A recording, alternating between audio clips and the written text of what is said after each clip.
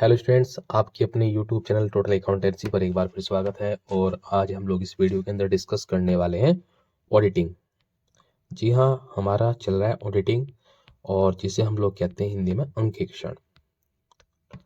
तो अंकेक्षण जो कि हमारा बीकॉम थर्ड ईयर का पेपर है, और इसमें हम लोग एमसीक्यू डिस्कस कर रहे हैं और प्रीवियस ईयर के।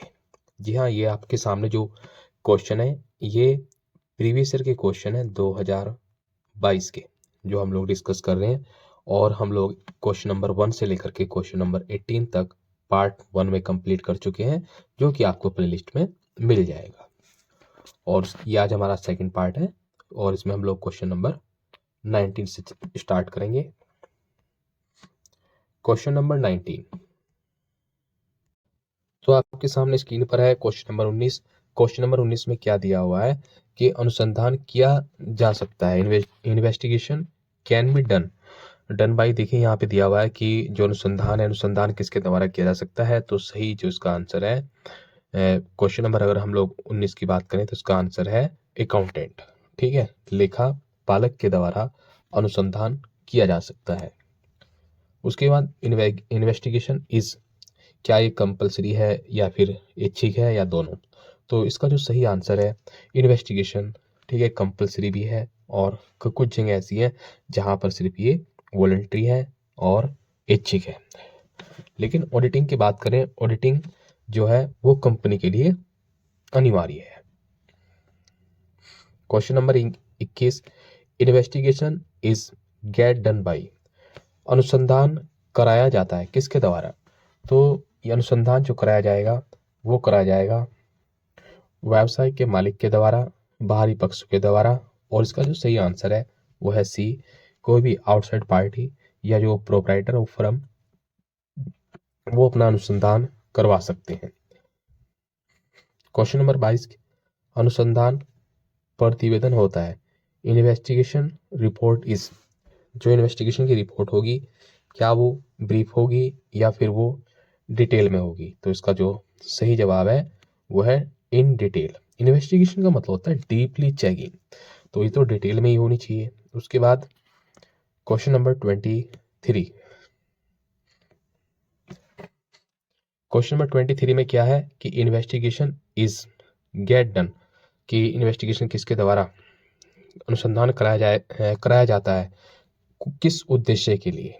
तो इसका जो पर्पज रहेगा वो रहेगा हमारा, ये विशिष्ट भी हो सकता है, सामान्य। तो इसका आंसर सही है, सॉरी, इसका जो आंसर है वो ए रहेगा कि अनुसंधान हमेशा ही फॉर स्पेसिफिक पर्पस के लिए कराया जाएगा। बहुत ज़्यादा ज़रूरत है किसी चीज़ को लेकर के, तो तभी इन्वेस्टिगेशन कराया जाता है। उसके बाद question number 24, for what period A managing director can be appointed. कितने दिनों के लिए, कितने समय के लिए प्रबंधक संचालकों को नियुक्ति की जा सकती है या फिर प्रयुक्त किया जा सकता है। तो इसका जो सही आंसर है वो है 5 साल। कितने साल, 5 वर्षों के लिए अपॉइंटमेंट किया जा सकता है। क्वेश्चन नंबर 25, निजी कंपनी, निजी कंपनी में कम से कम कितने डायरेक्टर होने चाहिए। एटलीस्ट प्राइवेट कंपनी के अंदर कम से कम कितने जो है डायरेक्टर्स होने चाहिए। तो इसका जो सही आंसर है वो है 2। ठीक है, प्राइवेट कंपनी में 2 है और पब्लिक कंपनी में कम से कम 3 है। उसके बाद चलते हैं क्वेश्चन नंबर 26 पर, सार्वजनिक पब्लिक कंपनी में कितने होने चाहिए। तो देखिए अभी हमने बात की और ये क्वेश्चन आ गया है, तो कम से कम 3 होने चाहिए। और उसके बाद चलते हैं हम लोग क्वेश्चन नंबर 27 में। आपके सामने क्वेश्चन नंबर 27, इसमें पूछा गया है कि section 165 of the companies act 1956 is associated with. देखिए ये क्या है कि ये हमारा आउट ऑफ सिलेबस क्वेश्चन है। इसे आउट ऑफ सिलेबस कह सकते हैं, बहुत ओल्ड क्वेश्चन कह सकते हैं। इसके आपको नंबर मिलेंगे क्योंकि अब जो है कंपनीज एक्ट 1956 नहीं चलता है, अब चलता है 2013। तो जो भी इस तरह के क्वेश्चन है ये सभी कट हो गए थे, और इसमें सभी बच्चों को बराबर मार्क्स मिले हैं। ठीक है, तो ये कुछ क्वेश्चन थे जो कि कंपनीज एक्ट सॉरी 1956 के हैं, जबकि क्वेश्चन हमारे कंपनीज एक्ट 2013 के अकॉर्डिंग होने चाहिए। जो भी पुराने क्वेश्चन थे वो सब मैंने स्किप कर दिए हैं, और ऐसे क्वेश्चन जो आउट ऑफ सिलेबस थे या फिर ऐसे पर्सन जो पुराने कंपनी अधिनियम पर आधारित थे, उन सभी क्वेश्चनों को स्किप कर दिया गया है। उनके नंबर सभी को मिले थे गलत क्वेश्चन होने के कारण। तो अब हमारा जो क्वेश्चन है वो 41 से करेंगे, बीच के क्वेश्चन हमने छोड़ दिए। तो चलिए आप लोग देख सकते हैं स्क्रीन पर क्वेश्चन नंबर 41 में क्या पूछा गया है, अल्ट्रेशन, क्या अल्ट्रेशन किया जा सकता है मेमोरेंडम ऑफ एसोसिएशन में, तो इसकी परमिशन कहाँ से लेनी पड़ेगी।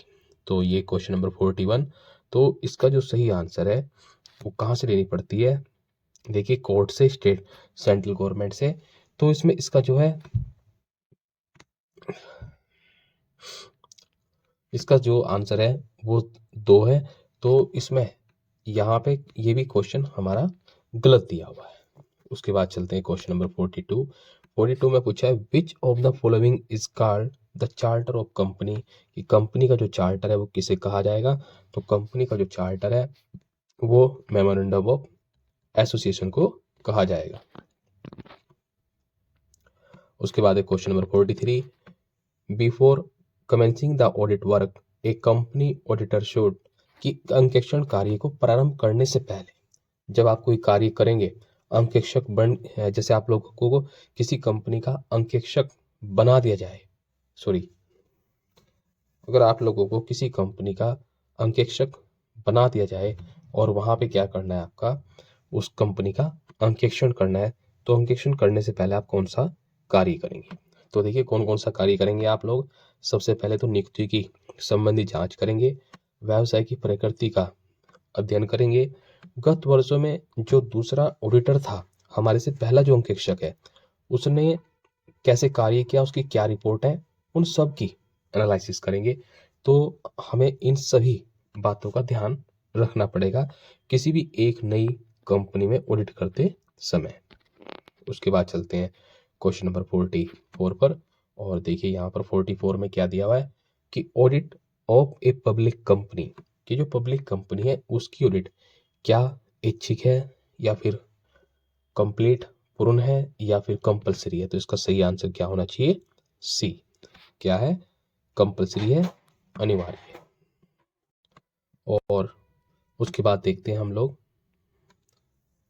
देखिए क्वेश्चन नंबर 45 में क्या दिया हुआ है, आप लोग देख सकते हैं यहाँ पर कि audit of A partnership firm, की जो पार्टनरशिप फर्म है उसकी ऑडिट कैसी है।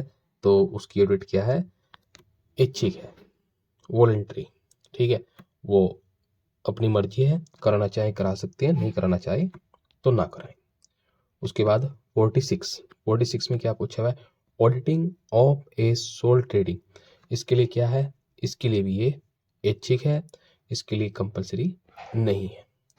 और ट्रस्ट के लिए देखिए, अगर बात ट्रस्ट की जाए तो इसके लिए क्या है, ऑडिटिंग कंपलसरी है। तो ये थी आप लोगों के साथ हमने डिस्कस किए क्वेश्चन नंबर 47, और आज इस वीडियो के अंदर हम लोग पूरे 50 क्वेश्चन करेंगे। 50 का मतलब है अप टू 50। क्वेश्चन नंबर 48, सरकारी जो सहकारी संस्थाएं हैं, कोऑपरेटिव सोसाइटीज या इंस्टीट्यूशंस वगैरह, तो उनके लिए जो ऑडिट है, ऑडिट कराना क्या है, तो इनके लिए भी ऑडिट कराना क्या है, compulsory. Depreciation is charge on, कौन सी ऐसी असेट्स हैं जिन पर डेप्रिसिएशन चार्ज किया जाएगा। तो आप लोग सभी जानते हैं ऐसी हमारी जो असेट्स हैं वो है फिक्स असेट्स, क्योंकि जो फिक्स असेट्स है डेप्थ तो उसी पर लगेगा, करंट असेट्स पे तो लगेगा ही नहीं। उसके बाद क्वेश्चन नंबर 50, ह्रास कब उत्पन्न होता है, केवल संपत्ति के प्रयोग से, अपरिचलन से, या फिर किसी अन्य कारण से, या फिर इसका सभी, डेप्रिसिएशन यूज करने से, ऑब्सोलेंस यानी एनी अदर रीजन। तो इसका जो सही आंसर है वो डी है। ये सभी ऐसे कारण हैं जिसकी वजह से हमारी जो संपत्ति है उस पर ह्रास उत्पन्न होता है। तो इस वीडियो में इतना ही। नई वीडियो में नए क्वेश्चन के साथ फिर हम लोग जो है और क्वेश्चनों को डिस्कस करेंगे। तो आप लोग अगर चैनल पर नए हैं तो चैनल को लाइक और सब्सक्राइब जरूर कीजिएगा। ठीक है, थैंक्स फॉर वॉचिंग।